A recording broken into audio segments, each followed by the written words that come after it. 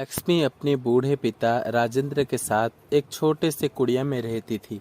लक्ष्मी और उसके पिता बहुत गरीब होते हैं।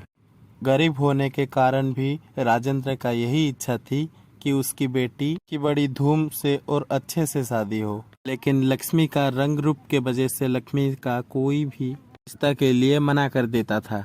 आज भी लक्ष्मी के लिए रिश्ता देखने के लिए आते हैं, लेकिन उसके रंग रूप के वजह से साथ शादी करने के लिए मना कर देते हैं।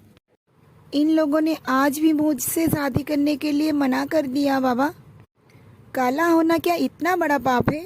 बेटा तू फिक्र मत कर, मैं जानता हूँ कि तेरी शादी होगी और तू अपने ससुराल में बहुत खुशी में रहेगी। अपने बाबा के समझाने पर लक्ष्मी मान जाता है। जहाँ एक तरफ लक्ष्मी से शादी करने के लिए हर कोई मना कर देता था, वहीं दूसरी तरफ सुनीता के बेटे रक्की से शादी करने के लिए लड़कियां मरी जा रही थी। लेकिन सुनीता को अपने बेटे रक्की के लिए एक अच्छी सी लड़की की तलाश होती है। इसके लिए वो इस बारे में पंडित जी से बात करती है। पंडित जी, रॉकी मेरा एकलौता बेटा है और मैं नहीं चाहती हूँ कि मेरी एकलौते बेटे की शादी में कोई भी कमी रह जाए।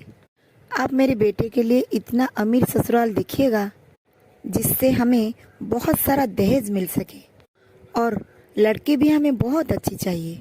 सुनीता बहन जी, मेरे नज़र में एक लड़की है और उसका नाम लक्ष्मी है और बहुत संस्कारी भी है। घर के सारे काम काज भी जानती है। आप कह रहे हैं तो लड़की भी अच्छी होगी, और जिसकी नाम लक्ष्मी है, अगर वो हमारे घर आ जाएगी तो लक्ष्मी भी हमारे घर आ जाएंगी। पंडित जी के कहने पर रकी के घर वाले लक्ष्मी के घर जाते हैं और जैसे ही सुनीता लक्ष्मी के घर को देखती है, वैसे ही सुनीता पंडित जी से कहती है, पंडित जी, मैंने आपसे कहा था ना, मुझे रकी के लिए अमीर ससुराल चाहिए। ये तो आप मुझे किसी झोंपड़ी में ले आए। अब क्या मैं किसी झोंपड़ी वाले के बेटी से मेरी बेटी की शादी कराऊंगी? अरे सुनीता बहन, आप अंदर तो चलिए, कम से कम लड़की को देख तो लीजिए। अरे भाग्यवान, इतनी दूर आए हैं तो लड़की को चलो देख लेते हैं। अपने पति और पंडित जी के बार बार कहने पर सुनीता घर के अंदर जाती है। राजेंद्र बड़ी प्यार से सुनीता और उनके घर वालों का स्वागत करता है। देखिए भाई साहब, हमें थोड़ी जल्दी है, इसीलिए आप जल्दी से लड़की को बुला दीजिए। जी बहन जी। लक्ष्मी बेटा, बाहर आ जाओ, सभी तुम्हारा इंतजार कर रहे हैं। अपने पिता के कहने पर जैसे ही लक्ष्मी बाहर आती है तो उसका काला रंग देखकर रकी और उसके घर वाले बहुत हैरान हो जाते हैं और कहते हैं, पंडित जी, ये कैसा मजाक है? मैंने आपसे पहले से ही कहा था मुझे अच्छी घराने की लड़की और अमीर घराने की चाहिए। ना तो इस परिवार के पास अमीरी है और ना ही ये लड़की सुंदर है, और मैं अपनी बेटा रॉकी की शादी इस काली लड़की के साथ कैसे करूंगी? माँ जल्दी से चलो यहाँ से। इस काली लड़की के साथ शादी करना तो दूर की बात है, इसका शकल भी मुझे नहीं देखना है। सुनीता और रकी की बातें सुनकर लक्ष्मी रोते हुए अपने कमरे में चली जाती है और ये सब देखकर राजेंद्र सुनीता के पैरों में गिर जाता है और कहता है, बहन जी, रिश्ता मत तोड़िए। अगर इस बार मेरी बेटी का रिश्ता टूट गया तो वो जीते जी मर जाएगी। आपको दहेज में जो भी चाहिए मुझे बता दीजिए, मैं सब चीज दहेज में दे दूंगा। दहेज और शादी में किसी भी तरह की चीज की कमी नहीं होगी।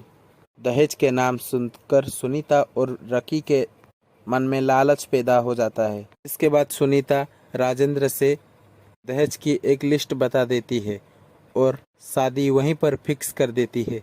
देखते ही देखते रॉकी की शादी लक्ष्मी से हो जाती है। वादे के मुताबिक लक्ष्मी के पिता घर की सारी चीज दहेज में लक्ष्मी को दिया था। माँ, आपने देखा बाहर कितना दहेज का सामान रखा हुआ है? हाँ बेटा, मैंने देखा है, बाहर बहुत सारा सामान है। मुझे तो लगता था ये गरीब बाप कुछ भी नहीं दे पाएगा, लेकिन इसका गरीब बाप तो हमें सारी चीज दिया है। अरे वाह, एटीएम मशीन भी मिल गया। सुनीता अपने बहू बेटे की गृह प्रवेश करने के बजाय अपनी बेटी रिया के साथ बाहर रखा हुआ सारा दहेज का सामान को देखने लगता है, जिसे देखकर राघव कहता है, अरे तुम दोनों को शर्म नहीं आती है? यहाँ खड़ा होकर सामानों को देखते जा रही हो। वहाँ पर बहू बेटे खड़ा होकर रहे हैं। हाँ हाँ जा रहे हैं। थोड़ा देर खड़ा हो गया तो क्या हुआ? वो क्या कोई खूर की परी है? इसके बाद